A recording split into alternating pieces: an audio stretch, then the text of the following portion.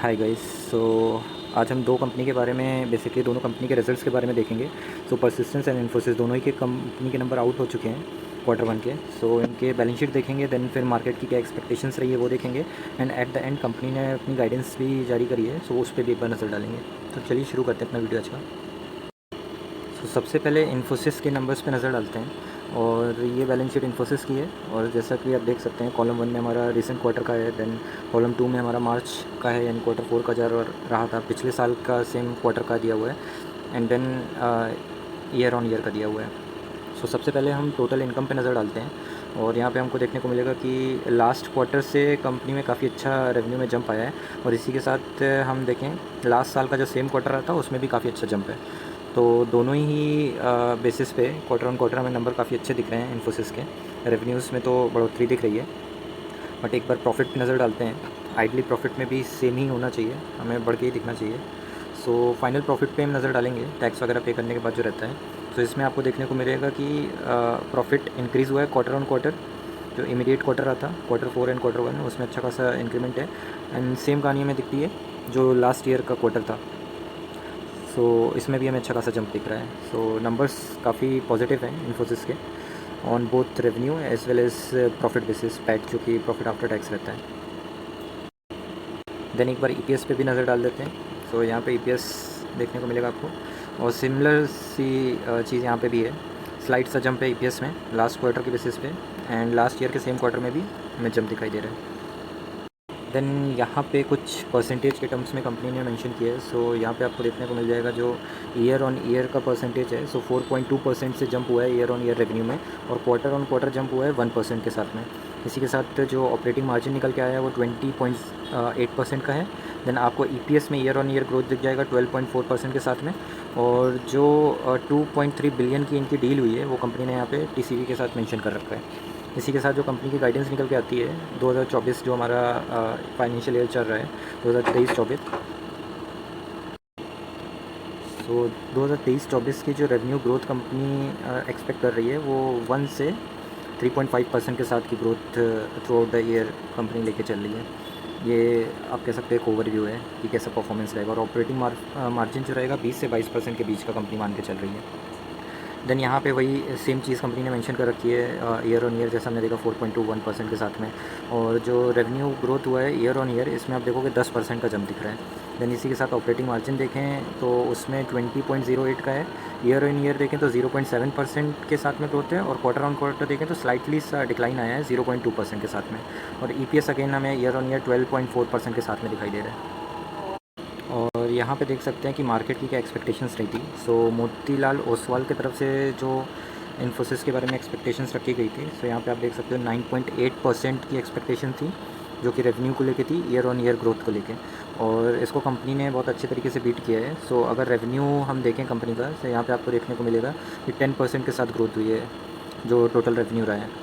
सो यहाँ पे मैं लिख देता हूँ 10% के साथ में ग्रोथ हुई है, दैट मीन्स मार्केट के एक्सपेक्टेशंस को कंपनी ने बीट किया है।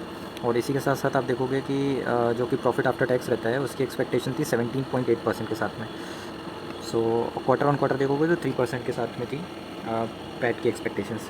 तो इसको भी कंपनी ने बहुत अच्छे तरीके से बीट किया है।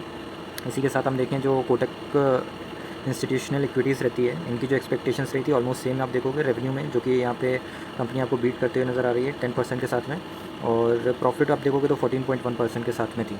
तो प्रॉफिट भी कंपनी ने काफ़ी अच्छा निकाल के दिया है इस बार।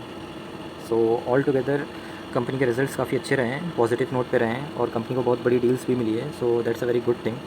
इसी के साथ हम देखते हैं कि जो सीईओ एंड एमडी हैं इन्फोसिस के, जो कि सलील परीख जी हैं, सो बेसिकली इनके जो स्टेटमेंट्स आए हैं ये भी काफ़ी मैटर रखते हैं हमारे लिए।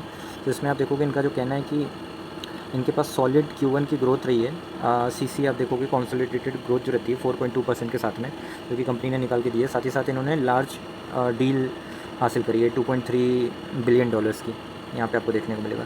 सो इनको फाउंडेशन जो है फ्यूचर ग्रोथ की बहुत ही स्ट्रॉन्ग दिख रही है, बहुत ही पॉजिटिव दिख रही है। इसी के साथ साथ जो इनकी एआई कैपेबिलिटीज़ है, जनरेटिव एआई कैपेबिलिटीज़ की, इसमें आपको देखने को मिलेगा कि कंपनी कितने अच्छे तरीके से काम कर रही है। उसके एक्टिव क्लाइंट्स अभी के till this date 80 active clients हैं। That's a way huge at this moment. So company AI पे बहुत ज़्यादा फोकस कर रही है, और जो इसको डील भी मिली है वो भी एआई रिलेटेड ही मिली है। सो ये बहुत ही अच्छा स्टेटमेंट है कंपनी के सीईओ की तरफ से। तो हम कह सकते हैं कि फॉर श्योर इन्फोसिस में एक मोमेंटम जो बना था, जो एक तेज़ी आई थी, आई थिंक वो तेज़ी बरकरार रहनी चाहिए और मेरे हिसाब से तो मार्केट को इसको पॉजिटिवली ही रिएक्ट करना चाहिए। अब देखते हैं कल मार्केट इसको कैसा रिएक्शन देता है। देन हम क्विकली एक बार परसिस्टेंट के भी रिजल्ट्स देखते हैं और यहाँ पे आपको देखने को मिलेगा परसिस्टेंट की बैलेंस शीट है। सो इसमें भी सेम आप कह सकते हो सीरीज़ है, रिसेंट क्वार्टर है, देन क्वार्टर 4 है लास्ट ईयर का, देन लास्ट ईयर का सेम क्वार्टर हो गया और यहाँ पे ईयर ऑन ईयर हो गया। सो इसमें अगर हम टोटल रेवेन्यू पे नज़र डालें एक बार, सो यहाँ पे बहुत ही अच्छा जंप कंपनी ने दिखाया है क्वार्टर ऑन क्वार्टर का, बहुत ही अच्छे तरीके से रेवेन्यूज़ इंक्रीज़ हुए हैं। और सिमिलरली आपको दिखेगा यहाँ पे जो लास्ट ईयर का सेम क्वार्टर था उसमें भी बहुत अच्छा कंपनी ने जंप दिखाया है। सो ये काफ़ी अच्छी चीज़ है, दैट मीन्स कंपनी का इस बार का प्रॉफिट काफ़ी अच्छा होने वाला है। सो एक बार क्विकली प्रॉफिट पे भी नज़र डालते हैं। सो टैक्स वगैरह पे करने के बाद जो हमारा फाइनल प्रॉफिट निकलता है उसको हम देखते हैं। तो यहाँ पे प्रॉफिट में ओके, सो यहाँ पे स्लाइटली सा नेगेटिव फैक्टर दिख रहा है हमको। रेवेन्यूज़ में तो अच्छा खासा ग्रोथ है बट प्रॉफिट में डिप आया है। अब प्रॉफिट में डिप आने का रीज़न है फॉर श्योर या तो एक्सपेंसेस बहुत ज़्यादा रहे होंगे या टैक्स बहुत ज़्यादा रहे होंगे। सो इसमें अगर हम एक्सपेंसेस पे नज़र डालें तो यहाँ पे हमें पता चल जाएगा कि पूरी स्टोरी क्या रही है। सो इस बार के एक्सपेंसेस बहुत ज़्यादा बढ़ते हुए दिखाई दे रहे हैं जिसकी वजह से हमें प्रॉफिट में नेगेटिव इम्पैक्ट पड़ा है। सो क्वार्टर ऑन क्वार्टर का प्रॉफिट स्लाइड से डिप किया है बट अगर हम लास्ट ईयर के सेम क्वार्टर से कंपेयर करें तो उसमें काफ़ी अच्छी ग्रोथ है। So all together mix number दिखाई दे रहे हैं हमें परसिस्टेंस के यहाँ पे। देन एक बार हम इसके ईपीएस पे नज़र डालते हैं। यहाँ पे ईपीएस आपको दिख जाएगा और सेम ही चीज़ हमें यहाँ पे रिफ्लेक्ट होती दिखाई दे रही है। क्वार्टर ऑन क्वार्टर में हमें यहाँ पे डिप दिख रहा है एंड लास्ट ईयर के सेम अगर क्वार्टर से देखें तो उसमें इंक्रीमेंट है यहाँ पे।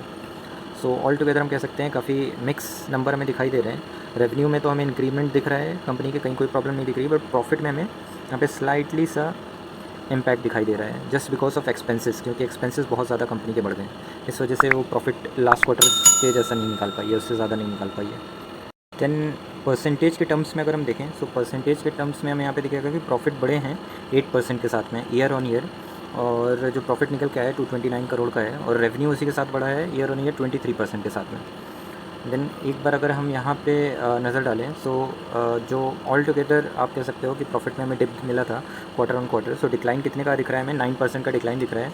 इतना करोड़ का प्रॉफिट था जो कि लास्ट क्वार्टर रहा था। सो उससे अगर हम देखें 9% का डिप आया है और इसी के साथ हमें देखने को मिलेगा जो रेवेन्यू है वो इंक्रीज़ हुआ है 3% अगर हम क्वार्टर ऑन क्वार्टर बेसिस पे देखें। तो जो सबसे बड़ा डोमेन है परसिस्टेंस जिस पे काम करती है वो BFSI है, बैंकिंग डोमेन।